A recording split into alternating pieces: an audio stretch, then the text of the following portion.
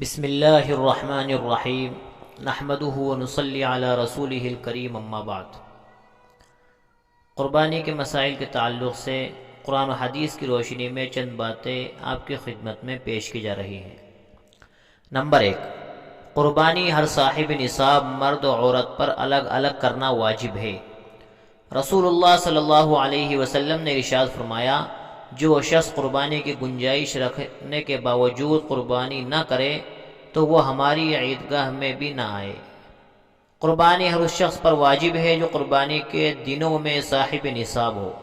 صاحب نصاب ہر اس شخص کو کہتے ہیں جس کے پاس میں 87.5 گرام سونا یا 612 گرام چاندی کی مقدار یا اس کے بقدر قیمت یا پیسے وغیرہ ہو اور ضرورت سے زائد سامان یا مال تجارت ہو۔ اگر کوئی شخص اس قدر مال کا مالک ہے تو وہ صاحب نصاب ہے، اس پر قربانی واجب ہے۔ یہ بات بھی ذہن میں رکھنا چاہیے کہ ایک گھر میں جتنے افراد صاحب نصاب ہوں ان سب پر قربانی کرنا واجب ہے۔ صرف ایک آدمی کا قربانی کر لینا سب کی طرف سے کافی نہیں ہے۔ مثلا شوہر اور بیوی دونوں صاحب نصاب ہیں تو دونوں پر قربانی واجب ہے۔ صرف شوہر کا قربانی کر لینا بیوی کی طرف سے کافی نہیں ہے۔ اسی طرح اگر باپ اور بیٹا دونوں صاحب نصاب ہے تو ان دونوں پر قربانی کرنا واجب ہے۔ صرف باپ اپنی طرف سے قربانی کر لے تو یہ بیٹے کی طرف سے کافی نہیں ہے۔ بکرے میں صرف ایک اور بڑے جانور میں 7 حصے کرنے چاہیے۔ روایت میں ہے کہ بڑے جانور کی قربانی 7 آدمی کی طرف سے ہو سکتی ہے۔ بکرا اور بکری کا مکمل 1 سال کا ہونا ضروری ہے، اس سے کم ہو تو اس کی قربانی درست نہیں ہے۔ بڑا جانور مثلا بھینس وغیرہ مکمل 2 سال کا ہونا لازم ہے، اس سے کم ہو تو اس کی قربانی درست نہیں ہے۔ اور اونٹ مکمل 5 سال کا ہونا ضروری ہے، اس سے کم ہو تو اس کی قربانی جائز نہیں ہے۔ صحیح سالم اور تندرست جانور کی قربانی کرنی چاہیے۔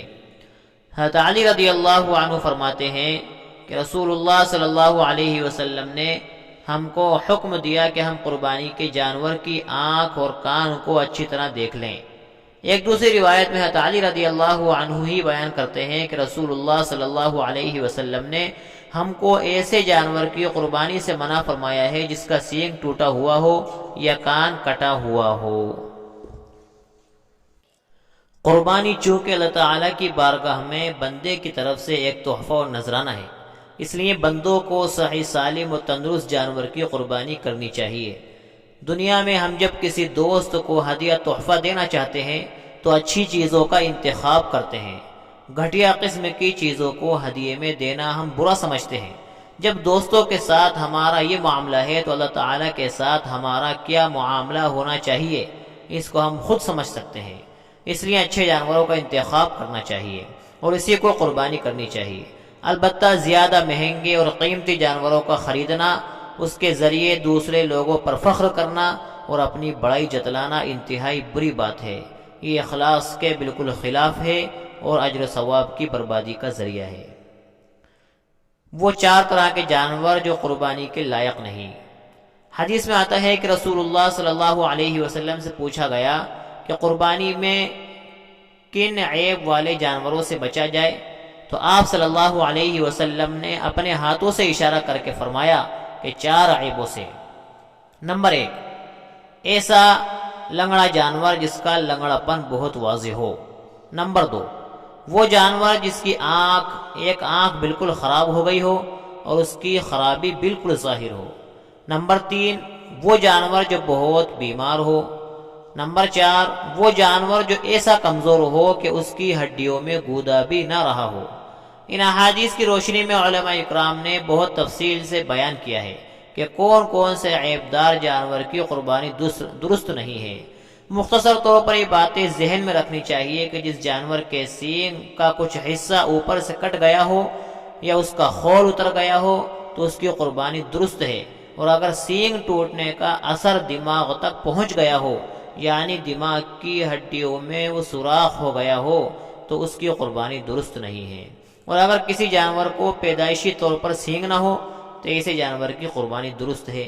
اسی طرح اگر جانور کا کان تھوڑا بہت کٹا ہو تو اس کی قربانی درست ہے، اور اگر کان کا اکثر حصہ کٹ گیا ہو تو اس کی قربانی درست نہیں ہے۔ اسی طرح جس جانور کی آنکھ کی روشنی بالکل نہ ہو، یعنی اندھا ہو گیا ہو یا اکثر روشنی چلی گئی ہو، تو اس کی بھی قربانی درست نہیں ہے۔ اور جس جانور کی دم کٹ گئی ہو، اگر دم کا تھوڑا حصہ کٹا ہے تو اس کی قربانی درست ہے، اور اگر دم کا اکثر حصہ کٹ گیا ہے تو اس کی قربانی درست نہیں ہے۔ اور جو جانور لنگڑا کر چلتا ہے اور 3 ہی پاؤں زمین پر رکھتا ہے، چوتھا پاؤں زمین پر نہیں رکھتا ہے، تو اس کی قربانی بھی جائز نہیں ہے۔ اور اگر چوتھا پاؤں زمین پر سہارے کے ذریعے لنگڑا کر چلتا ہے، چوتھے پاؤں کے سہارے پر لنگڑا کر چلتا ہے، تو اس کی قربانی درست ہے۔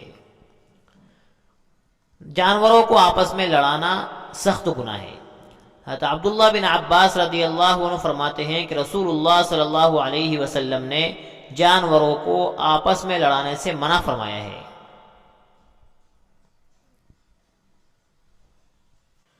ایک دوسری روایت میں ہے کہ ان جانوروں کے سلسلے میں اللہ تعالیٰ سے ڈرو اور اچھے طریقے سے سواری کرو اور اچھے طریقے سے اس کا گوشت کھاؤ، چونکہ قربانی کے موسم میں ایک بہت ہی غلط رواج دیکھنے کو ملتا ہے، اور وہ یہ ہے کہ جانوروں کو آپس میں لڑانا یہ انتہائی بری حرکت ہے اور سخت گناہ ہے۔ اسلام اس کو سختی کے ساتھ منع کرتا ہے، اس سے جانوروں کو تکلیف پہنچتی ہے، جبکہ اسلام نے جانور کے ساتھ بھی اچھا سلوک کرنے کا حکم دیا ہے۔ اگر ہم اس پر ذرہ برابر بھی ظلم کریں گے تو یہ بے زبان جانور قیامت کے دن ایک ظلم کا بدلہ لے گا۔ اللہ تبارک و تعالی ہم سب کو ان تمام باتوں پر عمل کرنے کی توفیق عطا فرمائے۔